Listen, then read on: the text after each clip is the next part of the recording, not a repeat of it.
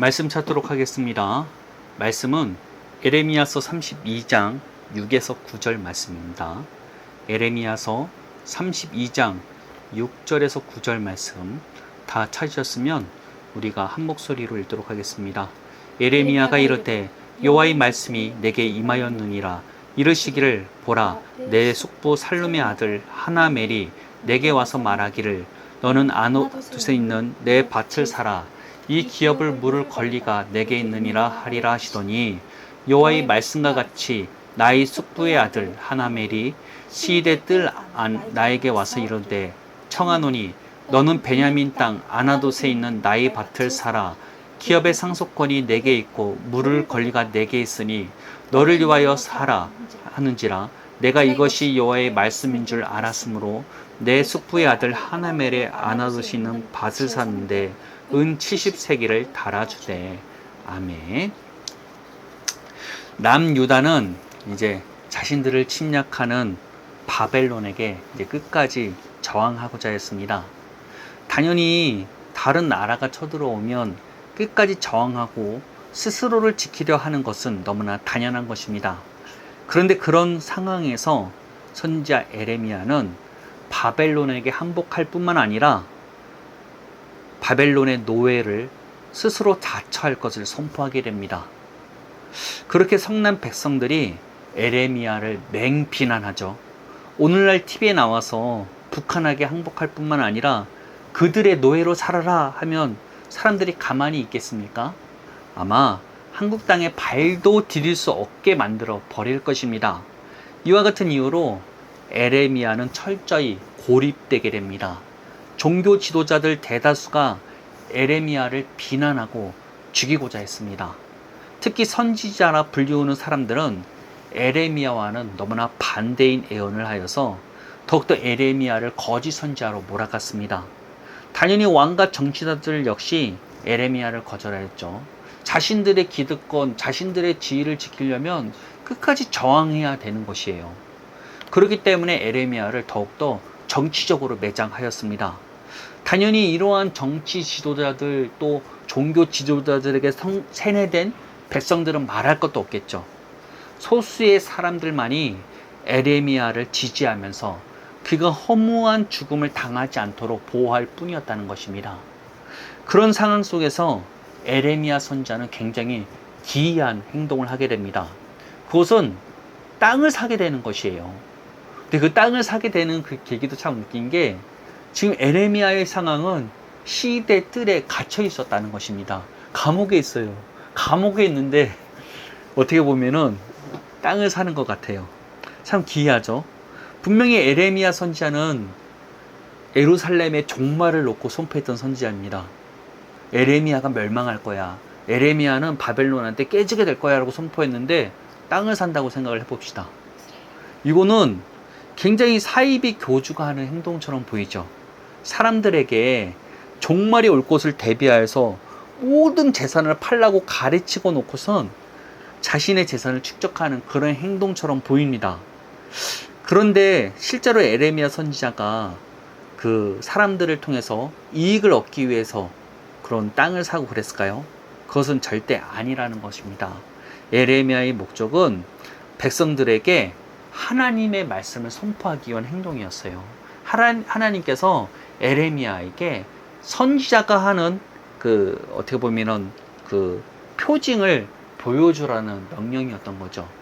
에레미야는 그 시대들에 갇혀 있음에도 불구하고 이 땅을 사서 백성들이 모두 보는 앞에서 이 계약서를 흔들면서 선포하기 시작해요.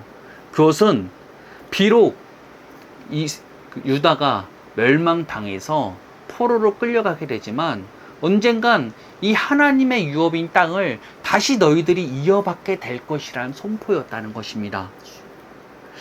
즉 이거는 선지자의 표징이죠. 선지자의 표징이란 하나님께서 선지자들에게 명령하는 행동들입니다. 근데 이것들이 굉장히 일반적이지가 않았어요. 선지자가 이런 말씀에 순종하려면 자신의 모든 것을 내던지지 않으면 할 수 없는 것들이었다는 것입니다. 예를 들어서 에레미야는 이 땅을 사기 이전에 하나님께서 그 명령한 선지자 표징이 뭐였냐면 그 바벨론에게 맞서기 위해서 다른 나라의 지도자들이 예루살렘에 모였을 때 그들이 지나가는 자리에서 목에 나무 멍에를 메고 너희들이 이렇게 끌려가게 될 거야 라는 선포를 하게끔 만들었다는 것입니다. 여러분, 그냥 점잖게 입고 가서 선포해도 상관없는데 나무 멍에를 목에다가 메고 그들 앞에 선포했다는 거 해봅시다. 뭔가 퍼포먼스를 이렇게 보여주는 게 쉬운 일일까요? 쉽지 않았을 것입니다. 그런데 이뿐만 아니라 이사야 선지자는 하나님께서 명령하신 게 어떤 명령을 하셨는지 아닙니까? 벌거벗고 선포하라고 합니다.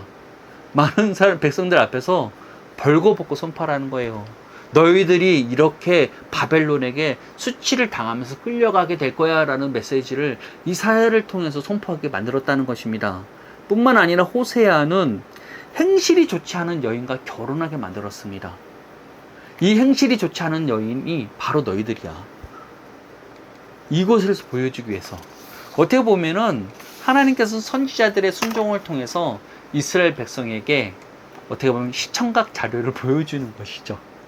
어떻게 보면 그냥 말로만 하면 잘 들어오지 않지만 이런 선지자들의 행동이 주목도 끌고 이 모습을 통해서 이 모습이 나라는 것을 깨닫게 하기 위한 하나님의 목적이 있었다는 것입니다. 에레미야 선지자는 어떻게 보면 모든 사람들 앞에 멸망을 선포해 놓고선 땅을 사라는 그 음성을 들었을 때 어떤 생각을 했겠습니까? 사람들이 자신을 이상하게 보면 어떡하지라는 걱정들이 올라가지 않았을까요? 솔직히 딱 봐도 에레미야가 생각해도 이 행동은 이상하게 보이는 행동으로 보일 수밖에 없어요. 그럼에도 불구하고 에레미야 선지자는 하나님의 말씀에 순종함으로써 하나님의 뜻을 나타내는 자였다는 것입니다. 백성들은 그 에레미야 선지자를 통해서 하나님께서 하시는 말씀을 들을 수 있는 기회가 열리게 되었다는 것입니다. 우리는 왕과 같은 제사장이라고 불리우죠. 그러나 우리 역시도 선지자와 같은 부르심을 가지고 있다는 것을 기억하셔야 된다는 것입니다. 사실 선지자라고 하면 익숙하지가 않죠. 그러나 요엘서 2장 28절에서는 이와 같이 예언하고 있다는 것입니다. 그 후에 내가 내 영을 만민에게 부어주리니 너희 자녀들이 장래일을 말할 것이며 너희 늙은이는 꿈을 꾸며 너희 젊은이는 이상을 볼 것이며 장래일을 말하며 꿈을 꾸고 이상을 보는 것은 선지자들이 하는 것입니다. 즉 모든 믿는 이들이 하나님의 영을 받아서 이런 선지자와 같은 기능을 행할 수 있게 된다는 것입니다. 그 말은 우리의 부르심이 선지자와 같다는 것입니다. 그것은 단순하게 선지자의 기능을 수행할 뿐만 아니라 선지자가 했던 그 순종 역시 우리가 행해야 한다는 것입니다. 선지자는 하나님의 말씀에 따라 자기 자신을 내던졌습니다. 자기 판단, 자기 체면 모두 내려놓고 하나님의 말씀에 순종하는 삶을 살았다는 것입니다. 이것이 우리의 부르심이라는 것입니다. 우리는 하나님의 말씀을 믿고 순종해야 합니다. 사실 믿음과 순종은 떼어놓을 수 없는 관계죠. 그렇게 야고보서 2장 17절에는 행함 없는 믿음은 그 자체가 죽은 믿음이라고 말하고 있다는 것입니다. 그렇게 오늘날 우리들은 이런 행함 있는 믿음, 순종하는 믿음을 소유해야 된다는 것입니다. 오늘날 사람들이 주장하는 믿음은 진짜 믿음이라 할 수가 없습니다. 예수님을 인정하고 받아들이는 것이 정말로 믿음이라고 생각을 하고 있어서는 안 된다는 것입니다. 믿는다면 믿는 대로 생각하고 행동으로 나와야 되는 것이에요. 그것은 우리가 율법을 지키겠다고 노력하는 것과는 다르다는 것입니다. 사람들이 믿는 대로 행동한다고 하면 막 율법을 지키는 삶, 말씀대로 막 행하는 삶, 이것을 생각합니다. 근데 진짜로 믿는 대로 행동하는 것은 믿는 대로 우리의 사고관이 바뀌고 행동으로 나오는 것을 말한다는 것입니다. 우리의 정체성까지 이전까지 달라져야 하는 것이에요. 사람의 정체성이 바뀌면 행동으로 나올 수밖에 없다는 것입니다. 내가 정말로 하나님의 자녀가 되었다고 믿는다면 더 이상 스스로를 비천하다고 생각해서는 안 된다는 것입니다. 내가 정말로 하나님께 용서를 받았다면 더 이상 스스로를 정죄해서는 안 된다는 것입니다. 하나님께서 용서하시는데 어떻게 우리 스스로를 용서하지 못하고 있습니까? 하나님께 그 죄를 회개했다면 하나님께서는 그 우리의 죄를 기억도 하지 않는다는 것을 우리는 말씀으로 그 말씀을 믿음으로 붙잡아야 한다는 것입니다. 성경이 우리를 의롭다고 선언하고 있다면 우리는 의로운 사람이라는 것을 믿어야 한다는 것입니다. 그것은 우리가 의롭게 행동해서 의로워진 것이 아니라 예수님의 공로로 말미암아 우리가 의롭게 되었다는 것입니다. 예수님의 희생으로 우리는 죄에 대해서 죽은 자가 되었고 죽게 되었기에 우리는 의로운 삶을 살 수 있게 되었다는 것입니다. 성령이 우리 안에 내주하신다고 믿는다면 우리는 늘 성령 하나님과 교통할 수 있음을 믿고 그분과 동행하는 삶을 살아야 된다는 것입니다. 그분은 우리를 한시도 떠나지 않으신다는 것을 기억해야 된다는 것입니다. 언제든지 성령 하나님과 교제할 수 있음을 받아들이시고 믿으시길 바랍니다. 우리가 예수님과 함께 죽었다고 믿는다면 예수님과 관계없이 형성된 그 모든 것이 죽었음을 믿어야 된다는 것입니다.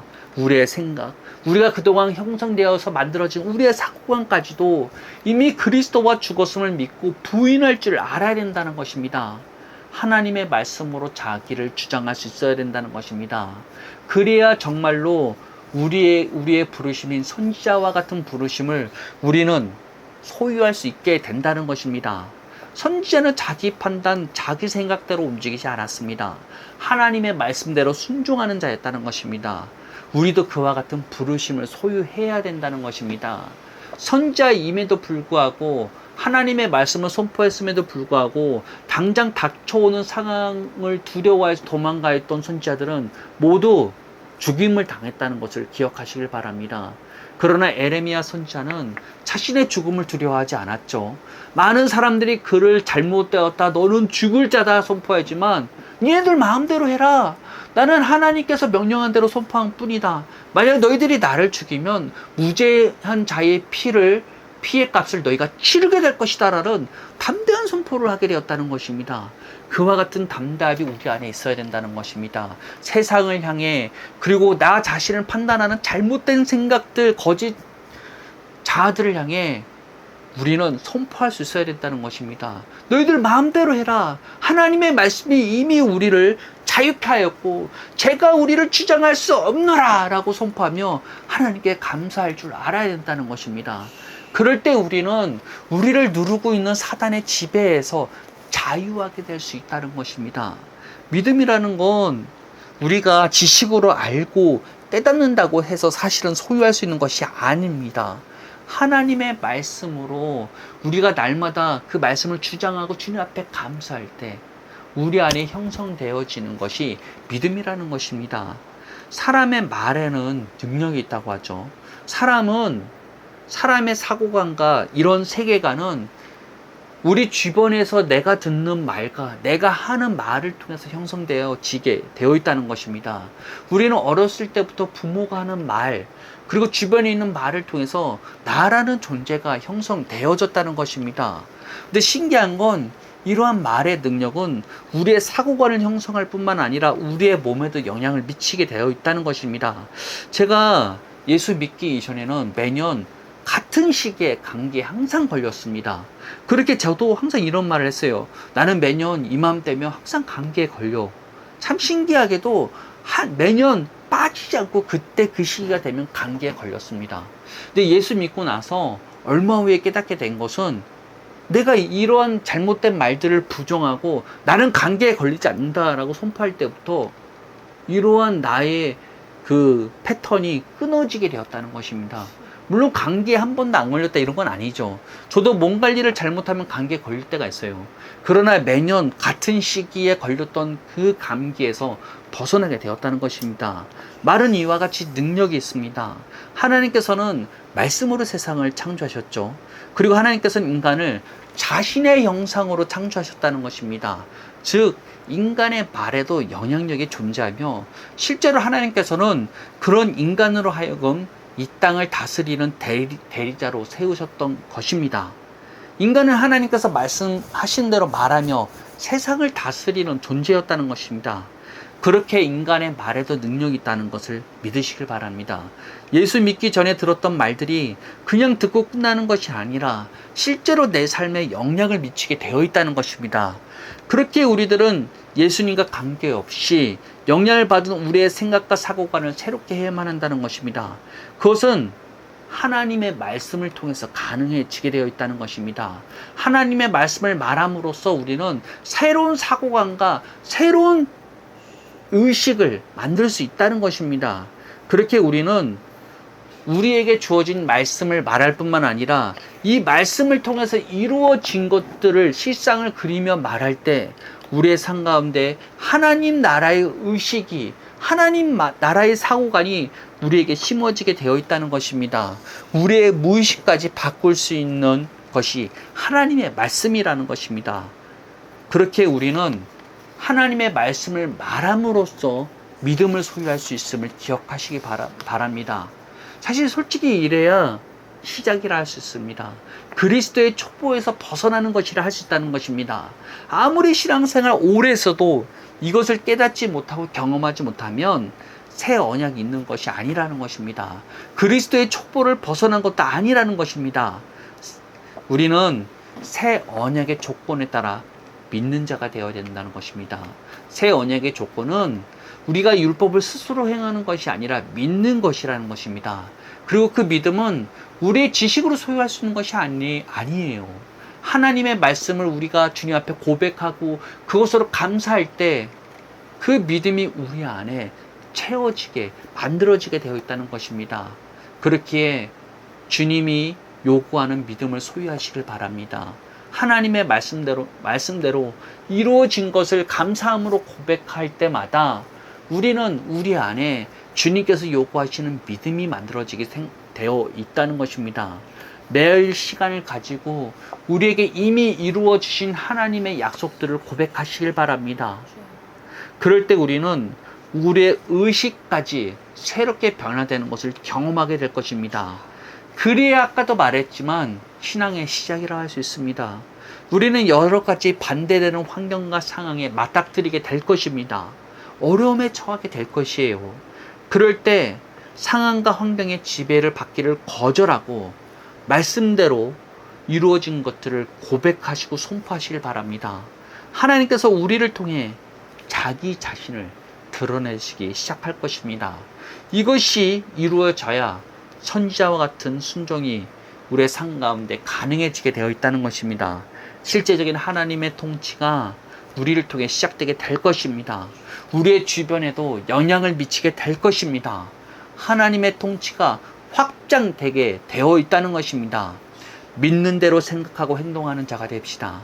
내 판단, 내 생각, 당장의 상황보다 우선시되는 것이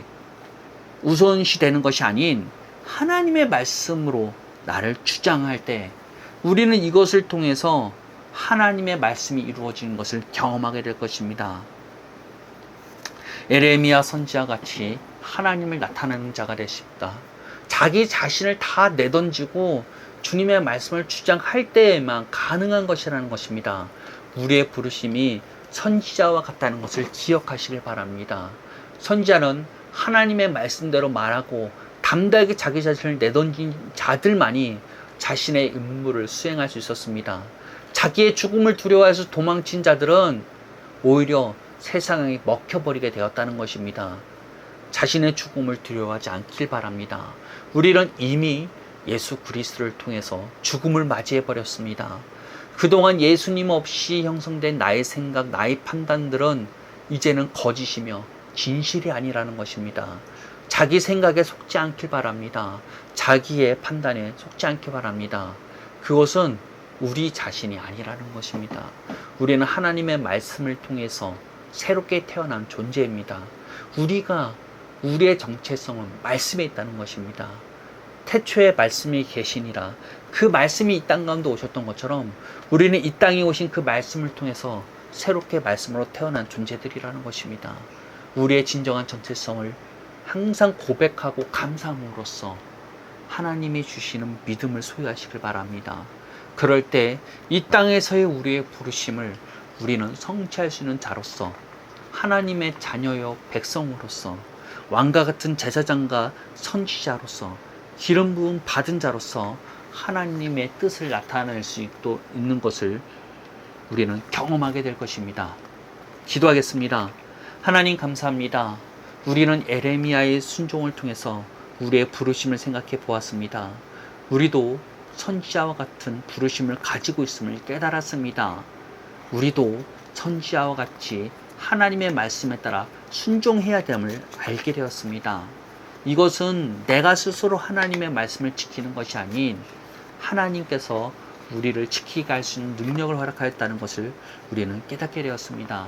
우리가 말씀대로 고백하고 감사할 때마다 주님, 우리 안에 선지자와 같은 삶을 살 수 있도록 우리를 이끌어 주신 주님을 우리 모두가 경험하길 바랍니다. 주님, 우리와 늘 함께하여 주셔서 이 복음이, 이 새 언약이 어떠한 것인지를 깨닫게 하여 주시고 정말로 주님의 부르심에 따라 이 땅 가운데 살아갈 수 있는 우리를 되기 원합니다. 늘 우리와 함께 하시며 우리를 하나님의 통치 가운데 부르시는 예수님께 감사드리며 예수님의 이름으로 기도합니다. 아멘.